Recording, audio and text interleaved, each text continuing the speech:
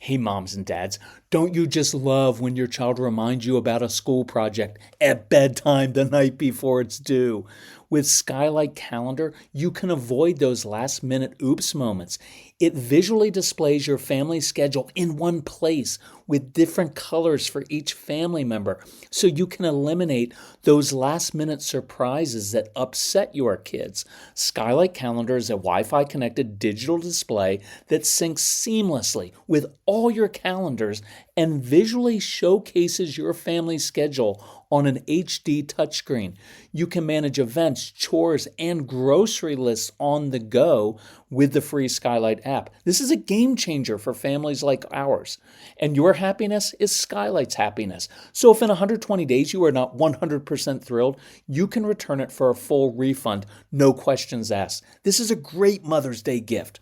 And right now, Skylight is offering our listeners $30 off their 15-inch calendars by going to skylightcal.com/calm. Go to skylightcal.com/calm for $30 off your 15-inch calendar. That's skylightcal.com/calm. So how do you handle kids who are afraid of the dark? Can you teach impulse control to a child with ADHD? What are the consequences for breaking something in the house? Do any of you have kids who freak out when plans change and then they blame it on you? What about kids who lie? How do you handle and help a child who doesn't want to take a nasty tasting medication or antibiotic? What if you have a child with a nasty attitude? And how do you get strong-willed kids to make their bed or clean their room?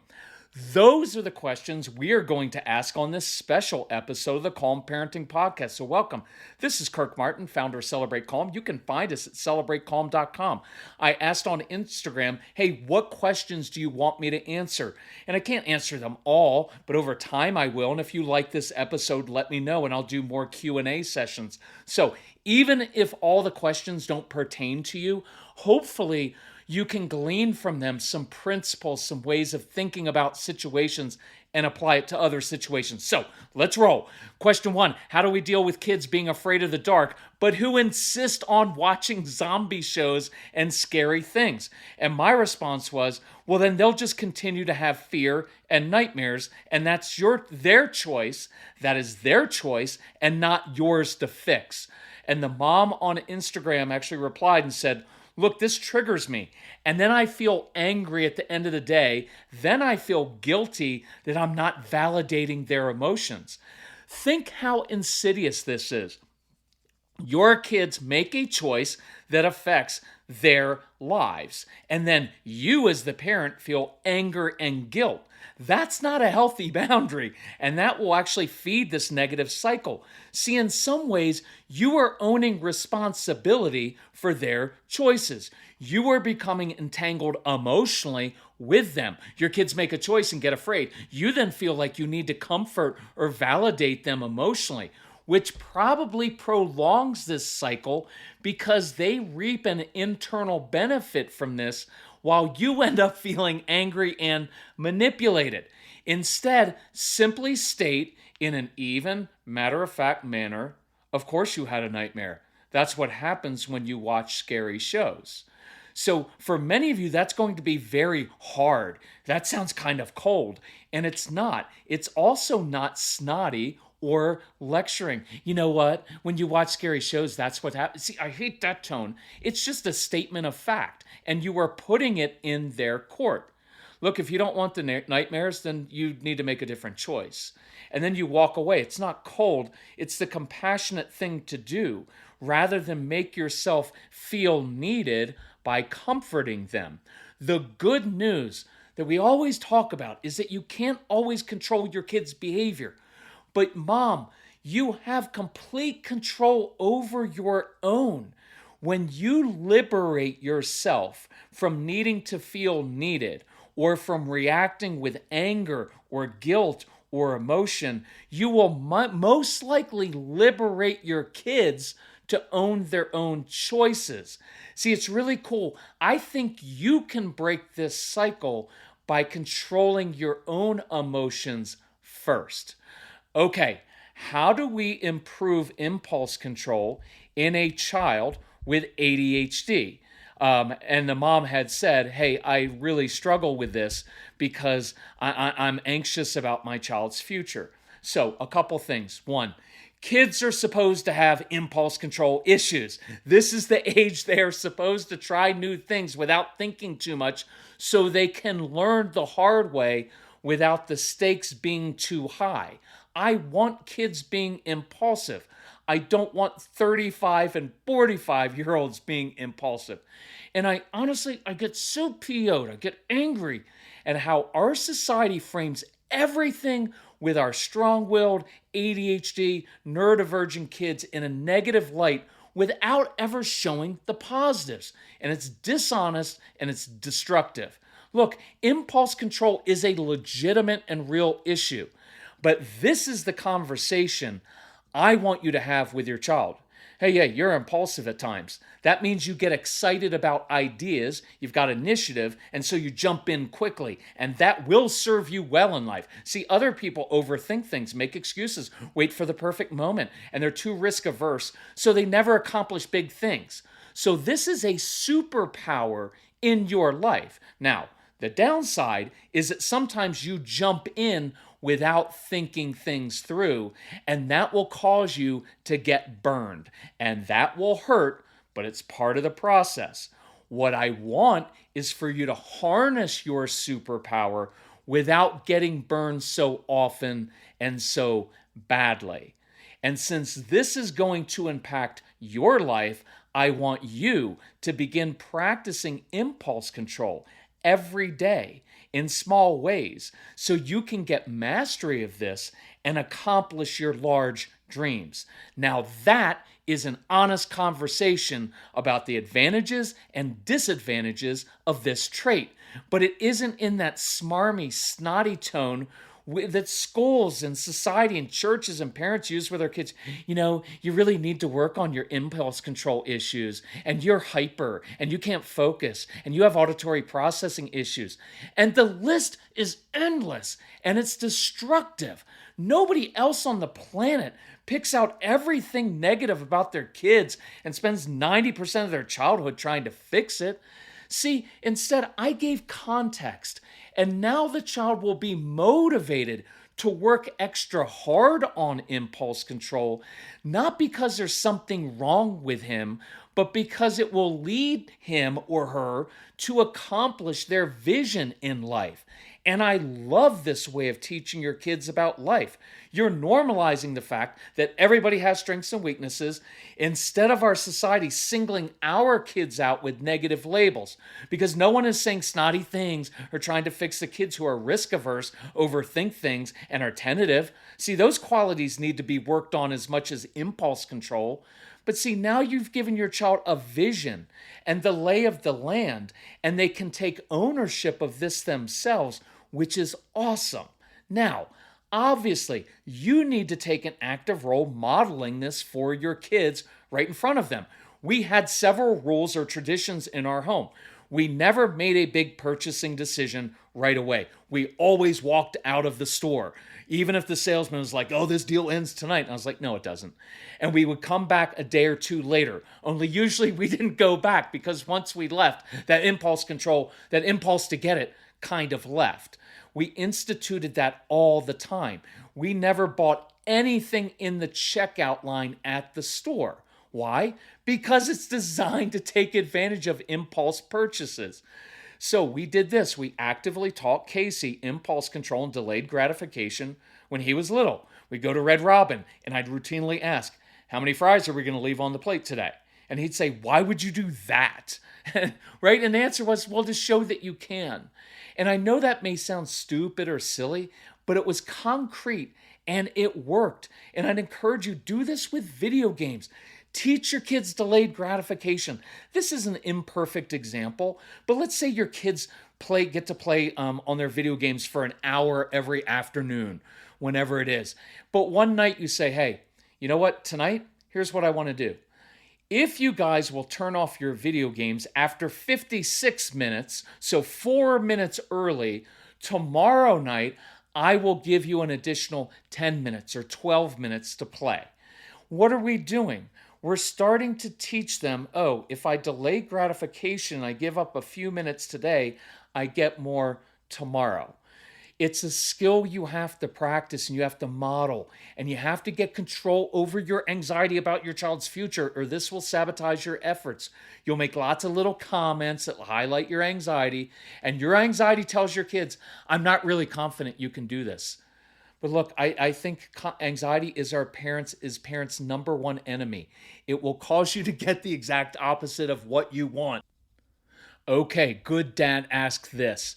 What do we do? What consequence would the calm guy give if your kids broke windows? So here are two or three answers to that. Number one, here's one of my favorite options. So say in a very grave, serious voice, guys, meet me outside in 5 minutes near the broken window.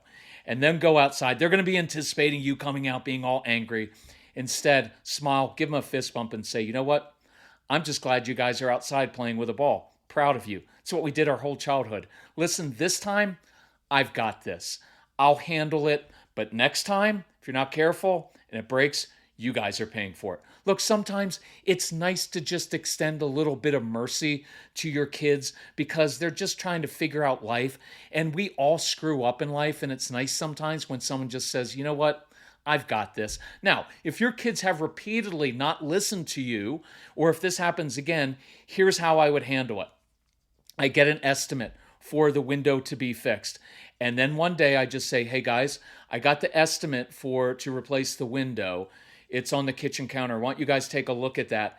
And then let me know how you plan to work this amount off around the house doing chores, because you got to pay me back for this. And we'll probably need to do a yard sale. We can get rid of some of the toys that you don't play with.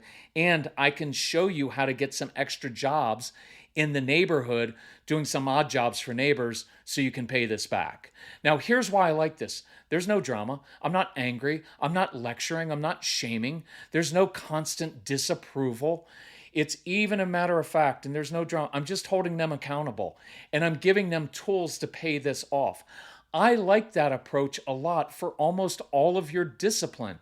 There's no need to make everything into a big deal. The third option, and this isn't really related to breaking windows, I just wanted to add this. If you have younger kids, little kids, when they mess up, just get on the ground and help them learn how to make better choices. You're teaching. Discipline means to teach. Look, they're just figuring life out like you and I are in our 30s, 40s, and 50s. Is that not true? How many of us are still making boneheaded decisions and we just want someone to come along instead of like, you screwed up again, that's going to cost you? Sometimes it's nice to have a mentor come along and say, let me show you how to do this. Okay, here's a common one. Most of you have kids who have these very busy, swirling brains, and it feels like life is out of their control. If you have kids who are adopted, oftentimes from foster care, or they have a trauma background, well, then they're going to want to control a lot of things in life, and that makes sense to me. But when things don't go their way or plans change, they're going to lash out, they're going to freak out, they'll call you a liar, they'll blame you. So here's my short answer. And the mom had said, like, she had told them, like, we're going to go swimming. Well, it was thundering, so the pool was closed, so they couldn't do it. So my short answer is always try to give these kids some kind of ownership or control over some aspect of the planning. Hey, why don't you look that up and let me know the hours they're open? If it's closed, what is your backup plan? See, I'm starting to teach them. When they get predictably upset over something going wrong, try giving them some positive intensity. Yeah, you know what? I'd be really upset too. It's hard when you get your mind on something, you look forward to it, you start picturing all the fun you're going to have, and then the plans change, and nobody really likes to change. It's hard. See, that's validating instead of like, I don't know why you're getting so upset. Just validate it. You're not saying it's right for them to be upset. You're just saying, like, that's normal. And so if you want, you can say, hey, vent for the next 7.5 minutes if you want, but then we're going to problem solve and figure out plan B. You can also say, look, I have no interest in being your punching bag, and I refuse to accept blame for something I had no control over. So be PO'd all you want, but it won't change anything, and then you'll just simply be choosing to be miserable. Or you can use your creative brain and come up with an alternative. I kind of like that. So let's geek out together for a minute over gut health because I'm really into this. I just learned that prebiotics are the food that help fuel the growth of healthy bacteria, the probiotics, in your gut. So you have to have both. And that's why AG1 helps my digestion, calms my stomach, and keeps me regular. Look, I've loved my morning AG1 routine for years, long before AG1 became a wonderful partner to the podcast. It's a quick, easy win because I start my day with 75 vitamins, probiotics, prebiotics, and whole food sourced ingredients. I just don't have that stomach distress anymore, where that bloating, that kind of interferes with your day and puts you on edge. Plus, my weight is down. I've got energy for this hiking season. I'm drinking my AG1 right now while I'm recording this, and I think you should as well. AG1 is offering new subscribers a free $76 gift when you sign up. You'll get a welcome kit, a bottle of D3 and K2, which I love, and 5 free travel packs in your first box. So check out drinkag1.com/calm to get this offer. That's drinkag1.com/calm to be kind to your gut. When we moved to our home, we were quoted a cost of over $20,000 for some trees and shrubs, but we just saved 90% with fast-growing trees, and they helped us get the exact privacy and flowering trees and shrubs for our specific climate, and it's delivered right to our door in days. Fast Growing Trees is the biggest online nursery in the US with thousands of different plants and over 2 million happy customers, including us. They take the hassle out of creating your dream yard. Their Alive and Thrive guarantees ensures your plants arrive happy and healthy. Plus, get support from trained plant experts on call to help you choose and care for the right plants. This spring, Fast Growing Trees has the best deals for your yard, up to half off on select plants. Plus, listeners to our show get an additional 15% off their first purchase when using the code CALM at checkout. That's an additional 15% off at fastgrowingtrees.com using the code CALM. fastgrowingtrees.com/calm. Offer is valid for a limited time. Terms and conditions may apply. Okay, what do you do with teenagers or kids who lie? Look, this is a trust issue, but it works in both ways because parents are always like, oh, I can't trust my child because he or she lies all the time. And I get that, they do. But there's also a trust issue on the other side because sometimes when your kids come and tell you the truth, you've overreacted and you created a lot of drama around it. And so they learned it's not safe to tell you the truth. So this is very short, but it's very, very practical. I encourage you to do this. Practice this. Tell your kids, hey, we're going to practice this. I want you to walk into the room and practice telling me the truth. Tell me something that I don't know. Tell me something that maybe you've done that you might get in trouble for. Come tell me the truth. See, you have to practice it because they have built this habit of lying and making up stories. So I want them to practice literally walking into a room and saying, Mom, Dad, I didn't tell you about this, but this is what I did the other night. I wasn't actually at this event. I went with my friend Ryan over here. Now, the second part is we are going to practice not reacting to you. And I want to apologize to you for all the times that we have overreacted and shamed and lectured you instead of problem solving. So look, you're both doing it. Instead of getting on the child like, we can't trust you because you have integrity issues, well, it's just going to send them away from you.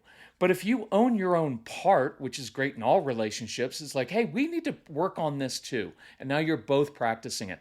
Quick one. Are your Instagram videos shot with a computer background or are those really filmed in those mountain locations? I was so bummed when people started asking this. Of course, all the videos are shot outside, on location in places where we hike as a family.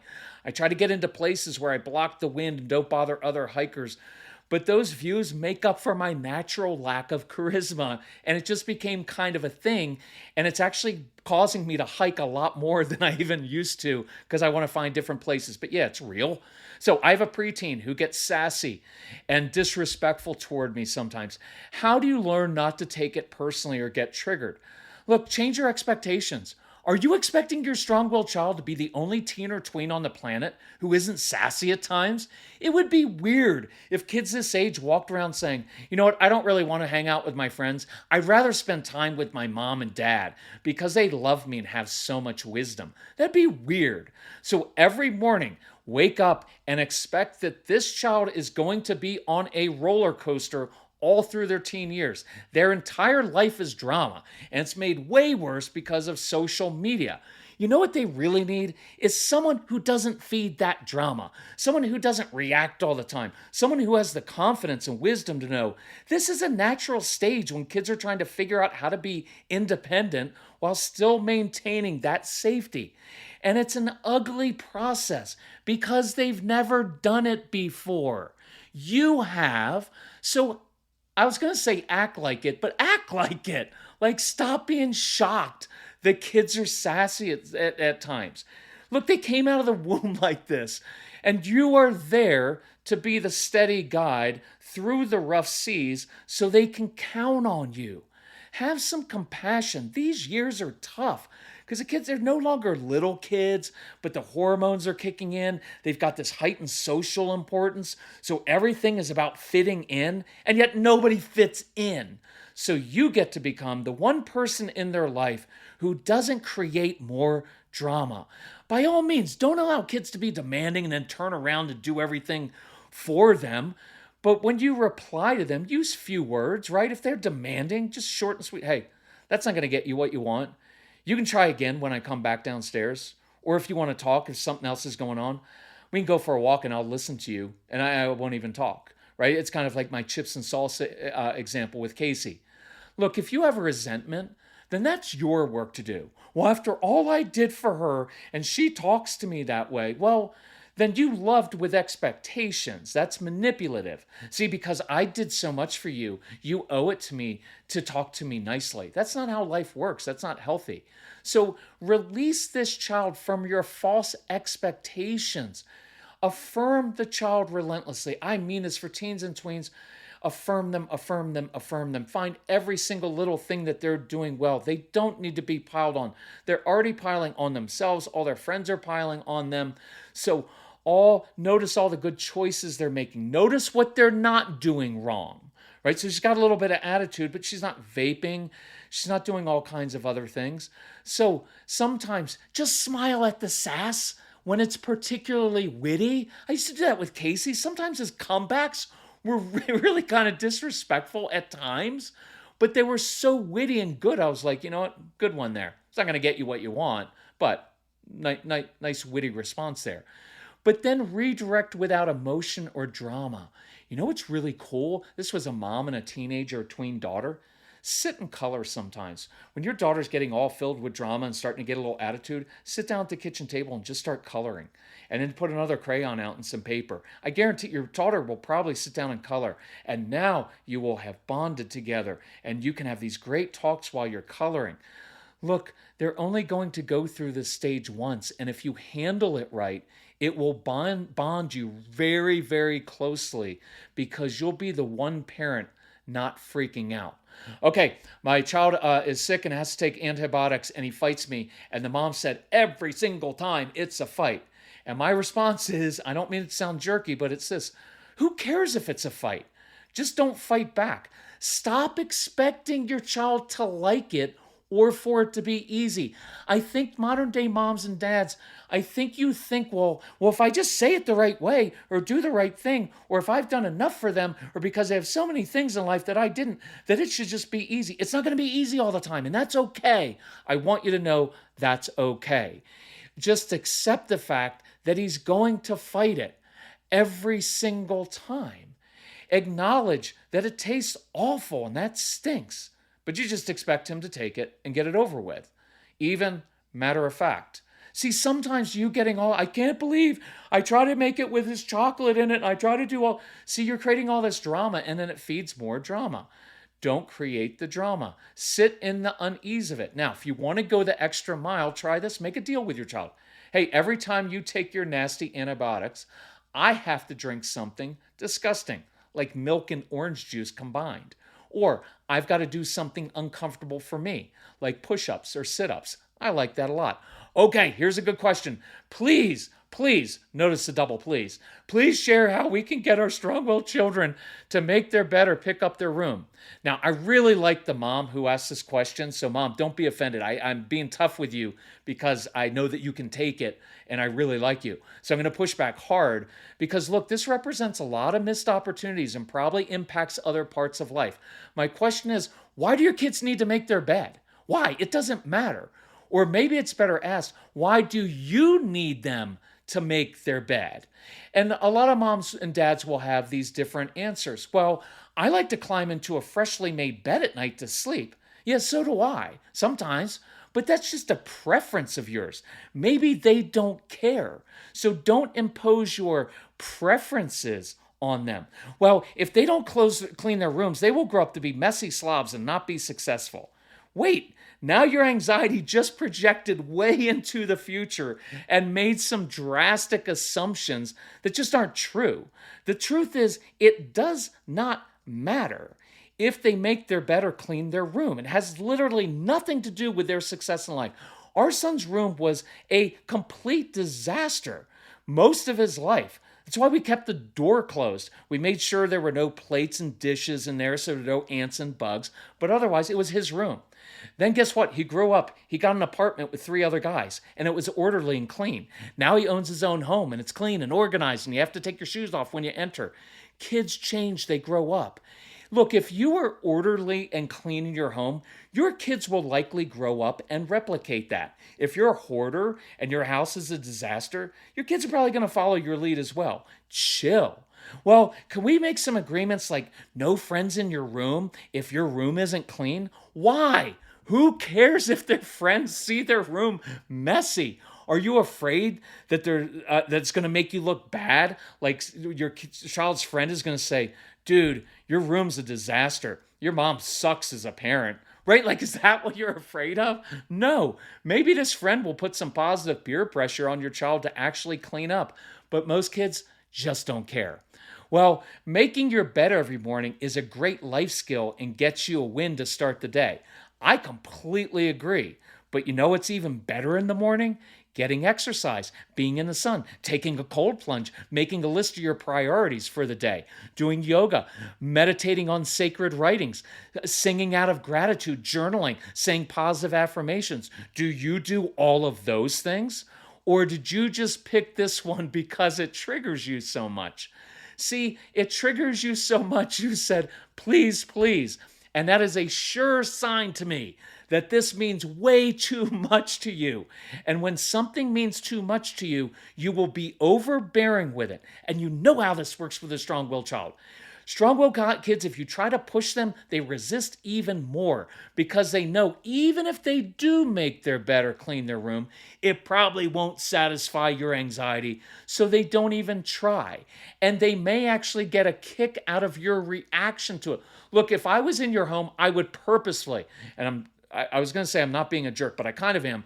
But I promise you, if I lived in your home, I would purposefully not make my bed on purpose just because it irritates you so much. And that's not really my issue. That's yours. Plus, just think, moms and dads, your nagging will not get them to ever do whatever you want them to do. Fill in the blank. You've been nagging some of your kids for literally over a decade. Hasn't made any change? No. All it's done is hurt your relationship and actually makes you look bad. So let's grieve this and let's bury it. Then apologize to your kids. I'm sorry, I have bugged you so often and obsessed over your bedroom. All those hours and times I bugged you, I could have instead been telling you all the great traits you have, why I'm proud of you, how you're going to crush it in the real world, even if you don't ever make your bed. See, when you release your kids from this expectation, and I mean no snotty little comments or suggestions from now on, I bet you will free them to start cleaning their room more because you're not watching and waiting and picking it apart. When you step back as a parent, it gives your kids space to step up. And no, don't let the house cleaner pick up their room for them. Let them own it. And keep that door shut. And by the way, if you really struggle with messes, I think last November I did 2 podcasts on sitting in messes until they don't trigger you and then teaching your kids how to clean up. Check those out. Binge listen to past episodes. Hey, listen, thank you for listening to our podcast, taking the time. Thank you for subscribing. Thank you for sharing it with other parents. It means a lot to us that you do that. Thank you for listening to the ads. I know sometimes they're annoying, but listen to them like at 1.5 speed. I listen to all podcasts at least 1.25 speed, and because I like to go fast with it, and you get through a lot more material that way. But I do appreciate you being so engaged with us on Instagram. And I do just want to thank you for all those things. And thank you for digging in so hard. Those of you who have invested in our programs, thank you for making the emotional, financial investment to change yourself and work hard on this. And we are committed to always helping you with this and working through the toughest issues. So, you guys are awesome parents. Love you all. Bye-bye.